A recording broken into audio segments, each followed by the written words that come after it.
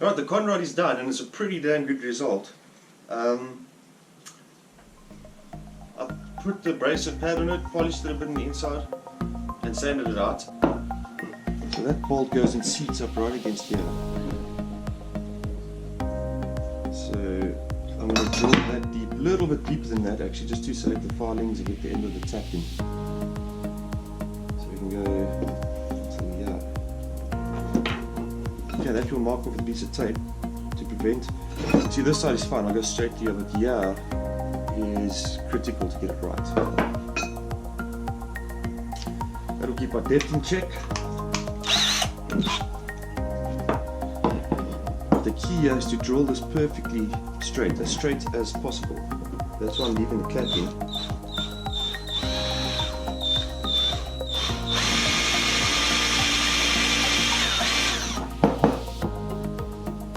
Looks good. Okay, I've got to be careful here to not punch in my hand, because this drill bit will go through there eventually. So we've got, we will right to the end.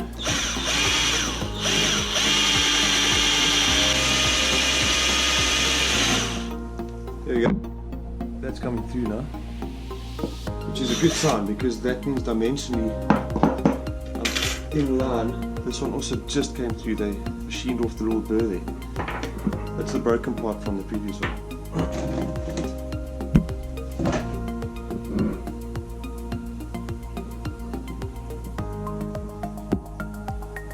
Daar's a gat. So make sure you get a good tap. And this is stuck on a super glue and bicarbonate. If you don't know the trick, maybe I'll do a video. Just knock it off. You can see the tail sign over there that comes off with a little bit of acetone or the likes. Those holes look great.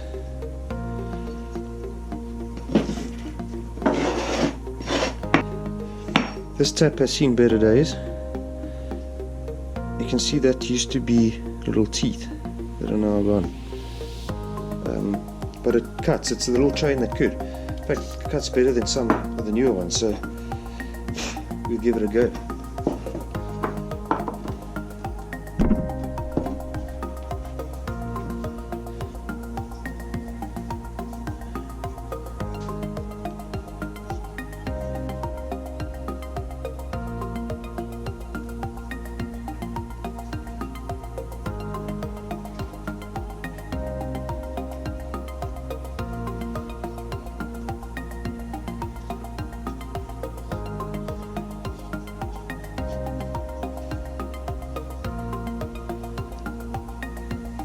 Part of the bracket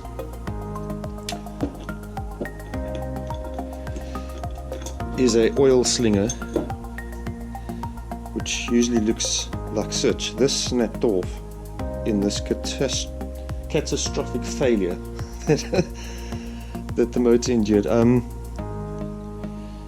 thinking of cutting this off flush, tapping this very small and just putting a little threaded bar in here actually, because it should accomplish the same goal. So we'll see, but I could just cast this on here as well.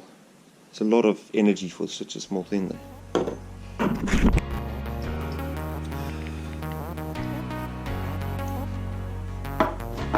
I'm going to stick this bolt on. It's M5, so I drilled a formal hole. I just hope that this tap takes. Is it? Now time to see how this fastens on.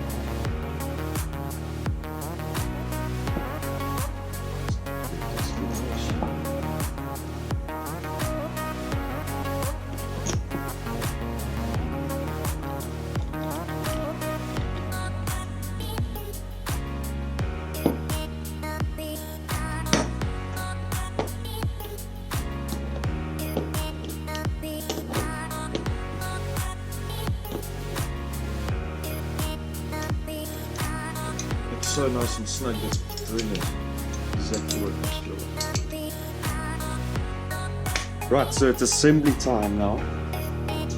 Conrod is ready. I hope.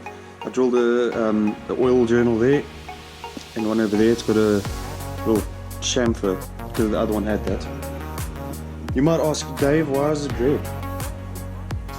The reason for that is I put this marking on here so that if there is anywhere that it's gripping and not running, it's a little bit red, not running smoothly, it will eat out at this, and then I can give it a visual and see what it might be.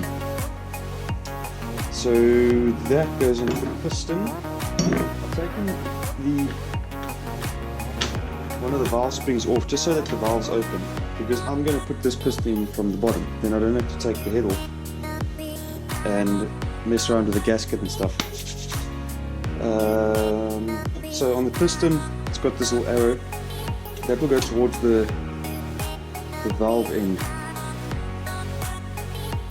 and some assembly oil just to pre-lube everything, so that the first few turns before the oil actually gets distributed everywhere, it doesn't eat away at stuff. I can actually put this on now. So that's facing there, the piston sits like that, that goes in there.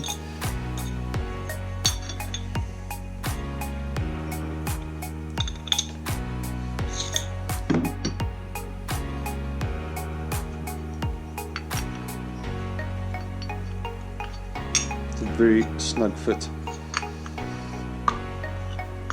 That's too much to go with.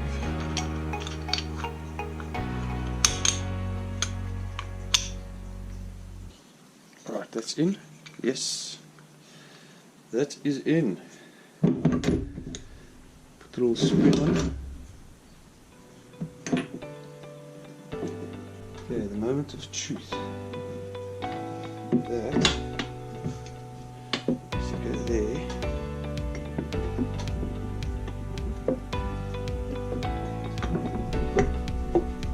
Okay, can pull it outwards. Strap that around.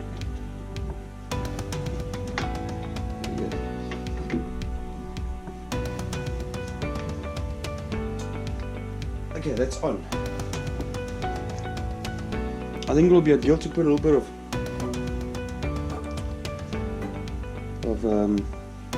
glue on the bolt, some kind of Loctite would be ideal. I don't have the ideal Loctite. The Loctite I've got is more for the gaskets, so I'm going to use some 2-part epoxy here.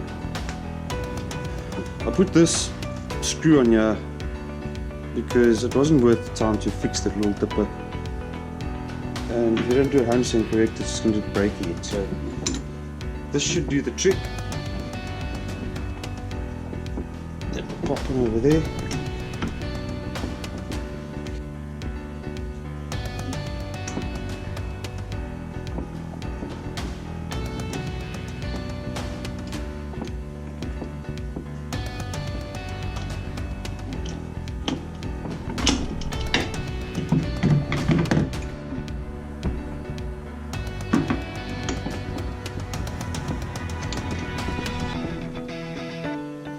Body is quite fidgety because I've got big hands. It's not good for people with small hands. And they're all on lockdown at the moment.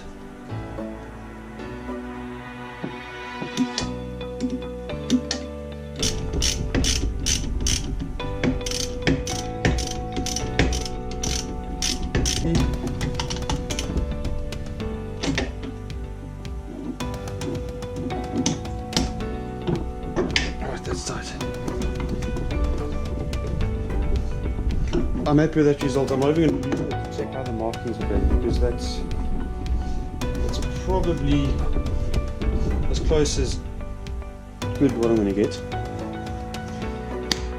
Okay, now the oil sensor. I just loosened this because I was putting the piston from the bottom. It can get in the way. It wasn't really necessary, but it's not too bad.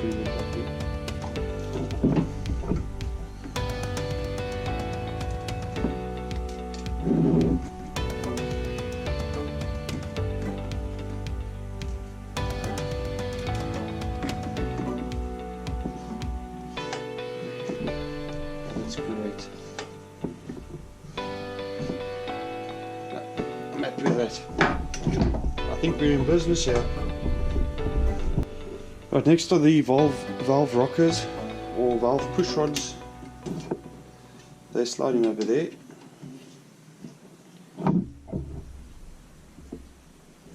And then these would go from the valve side in. This is the cams that operate the valves. Harmonics balancer.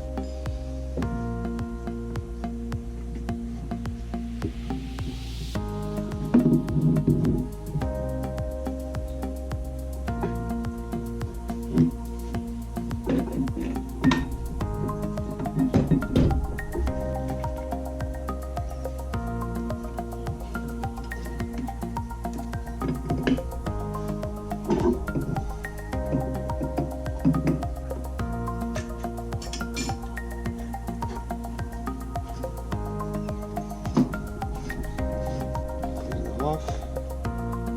There you go. Good. I'm happy with that.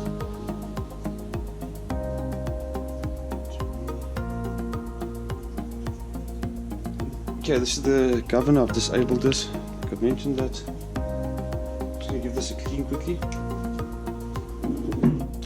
Right, gaskets are not something I'm gonna come by at the moment. And it would be ideal to have a cover plate gasket here. But what they supply is actually very thin paper anyway. So I'm just going to use some Loctite grey gasket maker.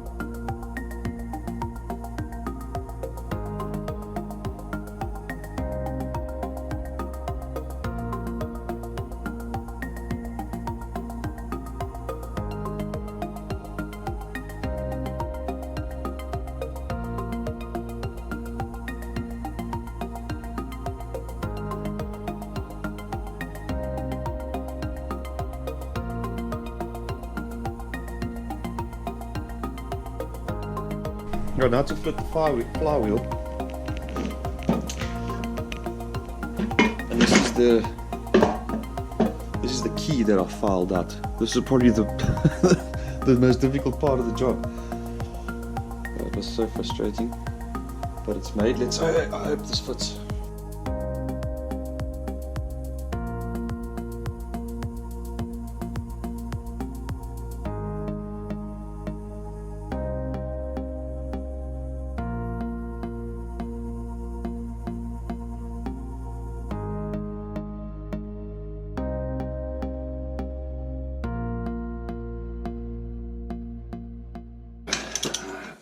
That's good. Okay, now it's valves and assembling the pump itself, and then I can start it up.